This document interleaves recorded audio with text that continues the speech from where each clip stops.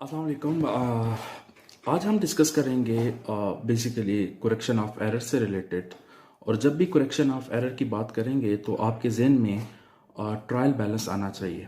Basically जो trial balance है वो एक मेमोरेंडम अकाउंट है जिसका मकसद ये है कि आप ये चेक करते हैं कि क्या आपने double entry book keeping follow की है।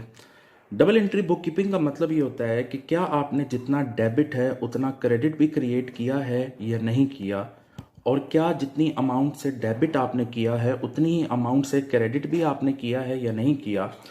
ट्रायल बैलेंस का जो टोटल है अगर वो आप जानना चाहें कि वो हमें क्या बताता है, वो टोटल हमें कुछ नहीं बताता, वो टोटल यूजलेस है। हाँ, वो टोटल आपस में इक्वल आना चाहिए डेबिट और क्रेडिट का। उसकी रीज़न ये है कि आप ये चेक करते हैं कि क्या आपने मैथमेटिकल एक्यूरेसी अचीव की है या नहीं की। मैथमेटिकल एक्यूरेसी को अरिथमेटिकल एक्यूरेसी भी कहा जाता है। अब अगर तो ट्रायल बैलेंस आपका इक्वल आ गया है, डेबिट और क्रेडिट इक्वल हो गए हैं, तो इसका हरगिज मतलब ये नहीं है कि आपने कोई एरर नहीं किया। चूंकि ट्रायल बैलेंस इक्वल आने का मतलब हरगिज ये नहीं है कि you have performed everything accurately. Trial balance equal तब आता है कि जब आपने डेबिट और क्रेडिट इक्वली परफॉर्म किया है। तो ट्रायल बैलेंस अगर इक्वल आ रहा है तो इसके बावजूद भी अगर कोई एरर एग्जिस्ट करते हैं तो उनको बुक कीपिंग एरर्स कहा जाता है। और बुक कीपिंग एरर्स जो हैं उनमें सबसे पहला जो एरर है वो है error of omission. Error of omission का मतलब ये है कि आपने एक एंट्री रिकॉर्ड करनी थी, डेबिट करना था, क्रेडिट करना था। फॉर एग्जाम्पल आपने कैश को डेबिट और सेल्स को क्रेडिट करना था 200 से। आपने इस एंट्री को रिकॉर्ड ही नहीं किया सिरे से। इसका मतलब है ना डेबिट किया ना क्रेडिट किया। इसको एरर ऑफ कंप्लीट ओमिशन भी कहते हैं।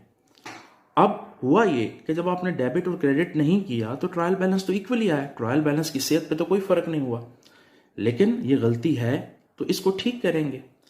जब भी करेक्शन ऑफ एरर्स की एंट्रीज को हम ठीक करते हैं उनको कहते हैं रेक्टिफिकेशन। और रेक्टिफिकेशन हम परफॉर्म करते हैं ट्रांसफर जर्नल में। ट्रांसफर जर्नल को रेजिडुअल जर्नल भी कहा जाता है या सिंपल जर्नल भी कहा जाता है कि उसमें वो ट्रांजैक्शंस हम रिकॉर्ड करते हैं जो कि इरेगुलर नेचर की होती हैं। और इसी तरह एक और जो एरर है वो एरर ऑफ कमीशन है। एरर ऑफ कमीशन में बेसिकली आप क्या करते हैं कि क्लास ऑफ अकाउंट यानी कि नेचर ऑफ अकाउंट तो ठीक रिकॉर्ड करते हैं लेकिन जो अकाउंट का टाइटल है वो गलत रिकॉर्ड कर देते हैं। जैसे कि फॉर एग्जांपल आपने इलेक्ट्रिसिटी एक्सपेंस जो है वो पे किया है, एंट्री होनी चाहिए थी इलेक्ट्रिसिटी एक्सपेंस डेबिट और कैश क्रेडिट फॉर एग्जांपल 500 से। आपने क्या किया, आपने गलती से इलेक्ट्रिसिटी एक्सपेंस की जगह टेलीफोन एक्सपेंस को डेबिट कर दिया जबकि कैश को तो ठीक क्रेडिट किया।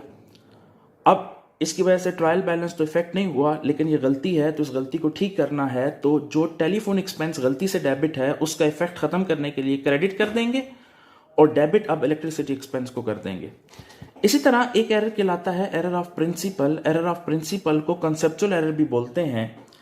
इसमें बेसिकली आप क्या करते हैं कि क्लास ऑफ अकाउंट यानी कि नेचर ऑफ अकाउंट भी गलत रिकॉर्ड कर देते हैं और आप टाइटल ऑफ अकाउंट भी गलत रिकॉर्ड कर देते हैं। बाज़ औक़ात ये सूरत हाल तब अराइज होती है कि when you are unable to make a difference between capital expenditure and revenue expenditure. For example आपने मोटर व्हीकल्स के ऊपर रिपेयर्स की हैं तो आपकी एंट्री होनी चाहिए थी motor vehicle repair expense account debit और कैश अकाउंट क्रेडिट।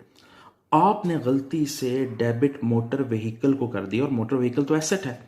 इसका मतलब है कि एक्सपेंस को डेबिट करने की बजाय आपने एसेट को छेड़ दिया, तो ये आपका एरर ऑफ प्रिंसिपल है। अब ठीक करना है तो वो जो मोटर व्हीकल गलती से डेबिट है उसको क्रेडिट करेंगे, इफेक्ट खत्म होगा, और डेबिट आप कर देंगे मोटर व्हीकल रिपेयर्स अकाउंट को। इसी तरह एक एरर कहलाता है error of an original entry. Error of original entry में आप एंट्री तो ठीक रिकॉर्ड करते हैं, डेबिट और क्रेडिट तो ठीक करते हैं, लेकिन आप अमाउंट जो है वो गलत रिकॉर्ड कर देते हैं। जैसे कि एंट्री होनी चाहिए थी कैश डेबिट सेल्स क्रेडिट और फॉर एग्जांपल 65 से। आपने क्या किया, आपने गलती से कैश को डेबिट और सेल्स को क्रेडिट कर दिया 56 से। अब इस गलती की वजह से आपके ट्रायल बैलेंस तो इक्वल आए, चूंकि डेबिट पे भी उतनी अमाउंट डाली जितनी क्रेडिट पे भी डाली। तो आप इसको ठीक करेंगे तो अमाउंट जो आपने गलत रिकॉर्ड किया, कम रिकॉर्ड किया, अब उसको ओवरस्टेट कर देंगे। इसी तरह एक एरर कहलाता है रिवर्सल एरर। रिवर्सल एरर में आप एंट्री को अदर वे अराउंड रिकॉर्ड कर देते हैं, उल्ट रिकॉर्ड कर देते हैं। जैसे कि कैश डेबिट सेल्स क्रेडिट होना चाहिए था 100 और 100 से। आपने एंट्री को रिवर्स कर दिया, सेल्स को डेबिट कर दिया और कैश को क्रेडिट कर दिया।